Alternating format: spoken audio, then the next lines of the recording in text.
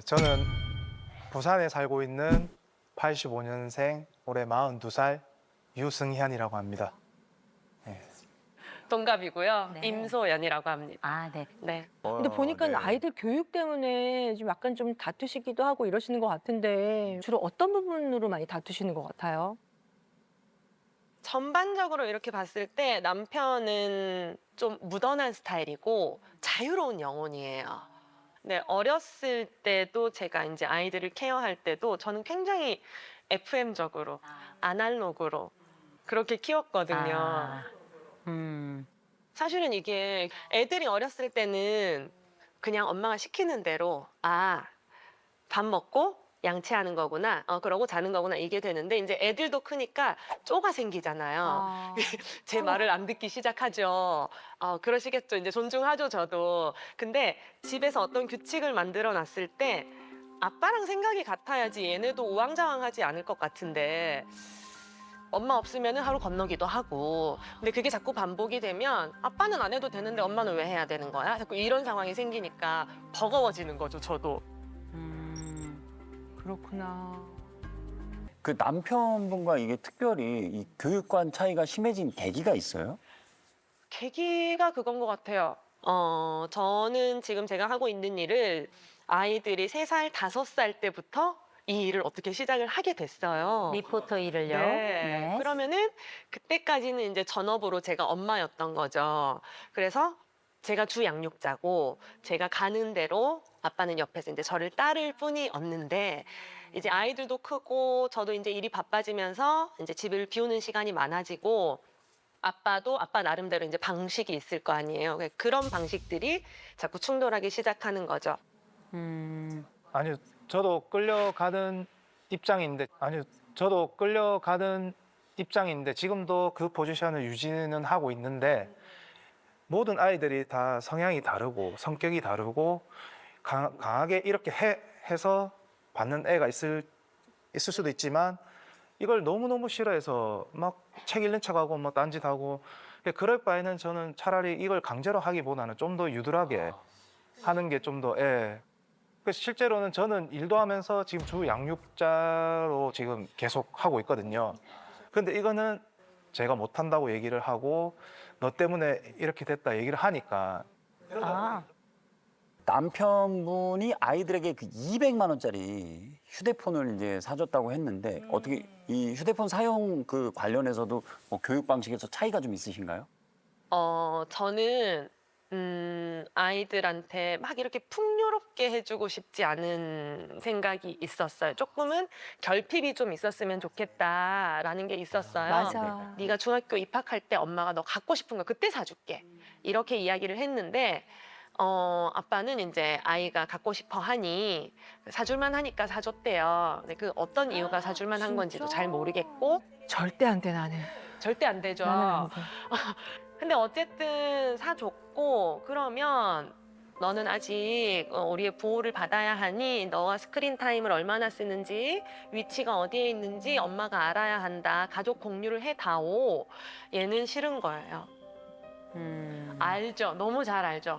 간섭받는 것 같대요. 네. 그거 가지고 엄청 많이 싸운 거예요. 첫째랑.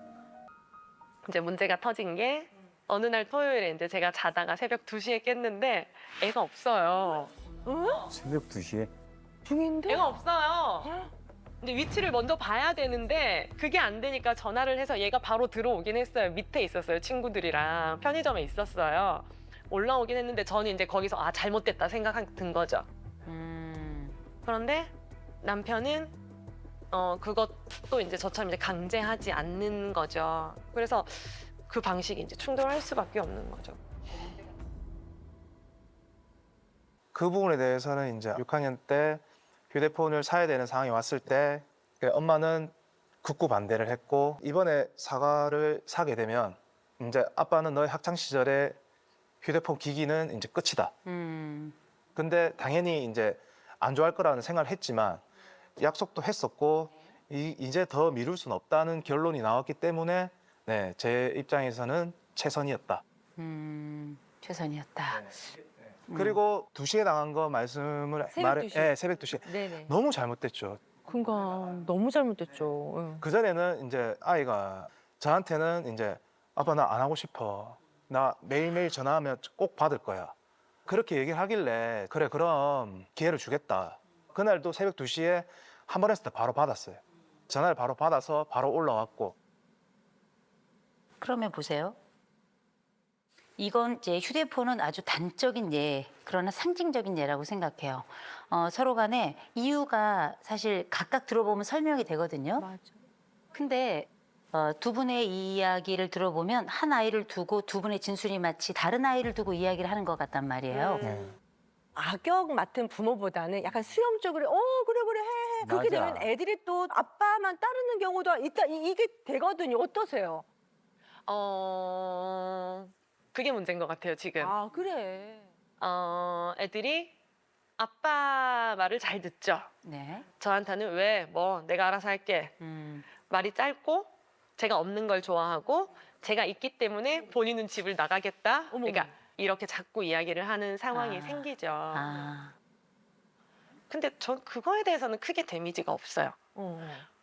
좋은 사람이 있으면 나쁜 사람도 있을 수 있는 거니까. 근데 다만 남편이 엄마를 이런 사람이다라고 자꾸 단정 짓는 것 같아서 그게 서운하다는 거예요. 셋이 있으면 막 하고 웃고 난리가 나요. 근데 제가 들어가면 분위기가 싸해. 분위기 쌓여지고 난 재미없는데 자꾸 제가 맥을 끊는 사람이 되고 그들 안에서 내가 되게 불편한 사람이 되는 거예요. 네.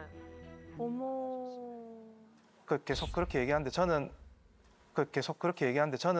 단 한 번도 아이들한테 엄마 예민한 사람이야 편가르기를 한 적은 없어요. 아 그래요? 네, 단 한 번도 야 엄마 이러니까 너네 이러진 않아. 어쨌든 제가 하기도 전에 아이들은 먼저 알아요. 엄마가 오면 이거 안 되고 이거 안 되고 이게 안 돼. 그러니까 이제 요즘 아파트는 차량이 들어오면 차량이 들어왔습니다. 맞아요. 하면 이제 흩어져요.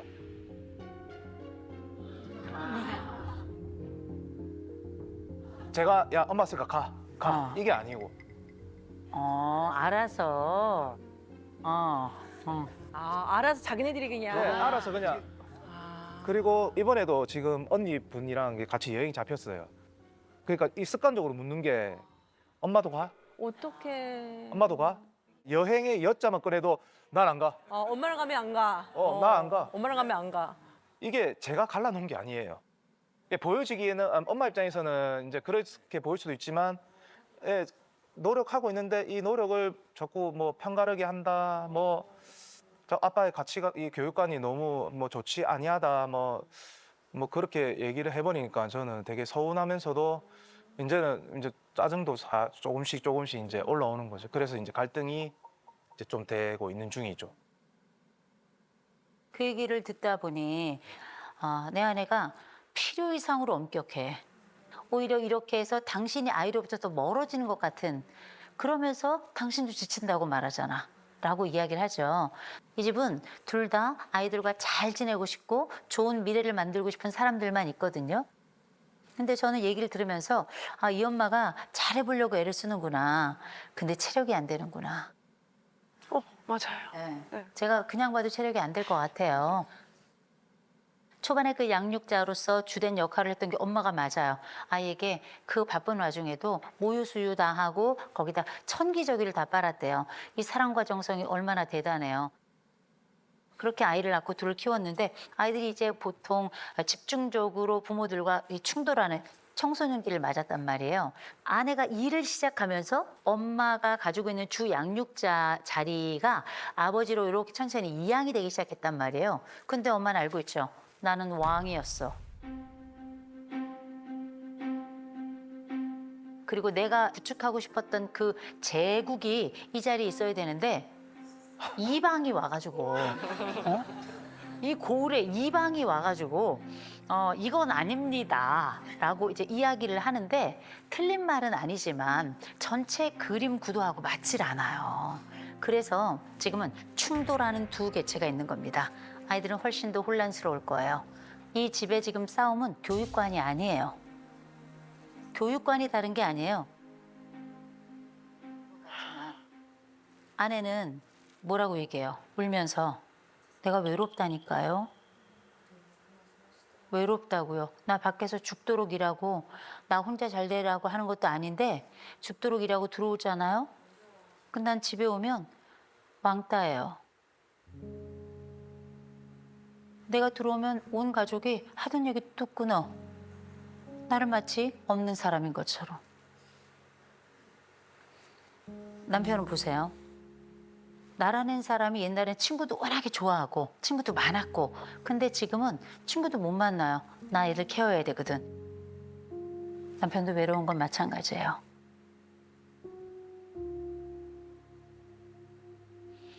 우리 아내는 리포터가 잘 맞아요. 충동성이 95예요. 네? 충동이요? 충동성이 95점이에요. 높다. 새로운 일을 막 맞아요. 찾아 나가는 거예요. 지금 아이들에 대한 관심이 많지만 바깥으로 활동이 쫙 펼쳐져 나가죠.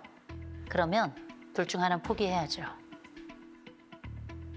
이 소속이 늘어나는데 어떻게 이 소속이 동일하게 머물 수 있어요. 그리고 이 집안에서 이 아내가 약간 동떨어진 느낌을 받는 데 이유가 있어요. 사회적 민감성이 11점이에요. 이건 뭘 얘기하냐면 아내는 그 사람의 마음을 신경 쓰는 게 아니라 우리의 일이 잘 돼야 되는 사람이에요. 그래서 아이들이 볼 때는 엄마는 그래서 결과가 어떻게 돼? 그래서 너의 그 결과가 어떻게 된다는 거야? 애들이 볼 때는 굉장히 비난하는 사람으로 들릴 거라고요.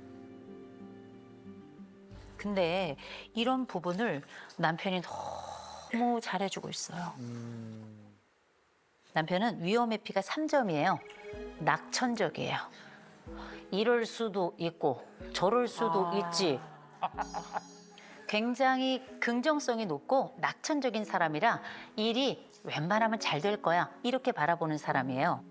그리고 연대감이 굉장히 높아요. 89점이에요. 이 집안에 벨 누르고 들어오는 사람 다 내 가족이야. 맞아요. 이거 굉장히 중요한 거예요. 맞아요. 그래서 이 큰애도 사실 더 삐뚤어질 수 있는 애예요.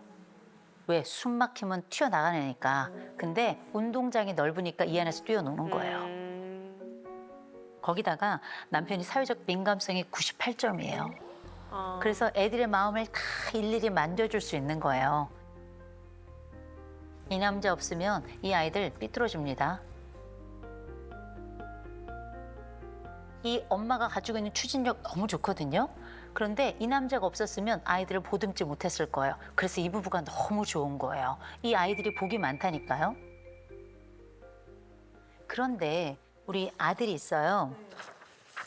이 아들이 지금 두 분이 담을 수 없는 아들이에요. 충동성이 99예요. 와, 엄마랑 비슷하다. 가장 나랑 맞지 않는 그 아이는 엄마랑 가장 비슷합니다. 그러네.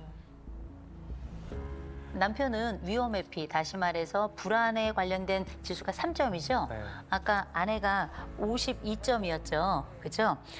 지금 아들 87점입니다. 이건 지금 사춘기를 통과하는 아이들의 전형적인 그래요? 아주 전형적인 점수기 때문에 이때 질풍노도 시기엔 대부분 아이들이 많이들 그래요. 근데 이 친구가 제가 약간 우려가 되는 게 있어요. 그러면서도 한 면은 조금 다행인데 이 마지들의 특성이에요. 자율성이 지금 13점이에요. 이거 뭐냐면 물론 이게 책임감의 문제도 있지만 그보다도 오랫동안 지시를 받아온 아이들이 보이는 전형적인 점수예요. 그래서 어떤 것을 결정을 잘 못하고요. 그래서 이 친구는 너무 압력을 주시면 안 돼요. 나중에 책임져야 될 겁니다. 그래서 이 지표는 조금 더 우리 가족이 이 아이에게 자유를 조금 줄 필요가 있다. 그래서 가족 회의를 하셔야 되는 거예요. 우리가 이런 얘기가 나왔는데 네 생각은 어떠니? 네가 좀 전체적으로 알아봐라. 네가 알아봐서 네가 검색해서 우리 다음번 가족 회의할 때 그 안건으로 좀 다뤄보자. 또 하나, 지금 우리 이 집에 보면 엄마가 일이 많아요. 뭐 한 달에 한 번 이 정도는 엄마가 같이 캠핑을 가는데 캠핑 가는 길에 자고 오는 길에 자면 아이들은 무리 없이 30분 넘게 휴대폰을 할 수 있을 거예요. 캠핑 가서 뭘 할 생각을 하지 마시고 눈에 분명히 이것들이 하는 게 보이지만 모르는 척 하는 것도 되게 중요해요. 그리고 거기서 같이 밥 먹고 조용히 웃는 거 보고 어떤 결정도 하지 말고 그냥 같이 오는 걸로 그렇게 하시면 어떨까 그런 생각이 좀 들었습니다. 저는 남편께 좀 말씀드릴게요. 이 여자가 외롭대요. 내가 이 가족이 아닌 것 같대요. 여긴 누군가 해석해주는 사람이 필요해요. 통역관이 필요하단 말이에요. 그래서 아이들이 이 엄마를 사랑하고 존중할 수 있도록 얘기해 주셨으면 좋겠어요. 야, 네 엄마 참 대단하지? 야, 난 엄마 보잖아? 깜짝깜짝 놀래. 어떻게 이런 멋진 여자가 우리 집에 있을까? 그리고 엄마가 니를 정말 사랑하더라. 이 아이들의 마음을 세세하게 읽어주는 그 사람이 제일 먼저 이 여자를 좀 사랑해 줬으면 좋겠어요. 대단히 중요하다고 생각하는 게 이 여자 자꾸 울잖아요.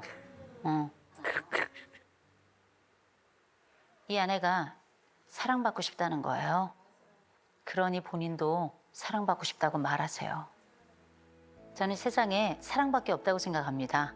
예뻐해 주는 거, 또 예쁨 받고 싶은 것을 얘기하는 것. 이걸 보는 게 전 진짜 교육이라고 생각해요. 두 분 멋진 가족 그리고 멋진 부부 되시도록 저희가 응원의 박수 한번 드리죠. 네. 감사합니다.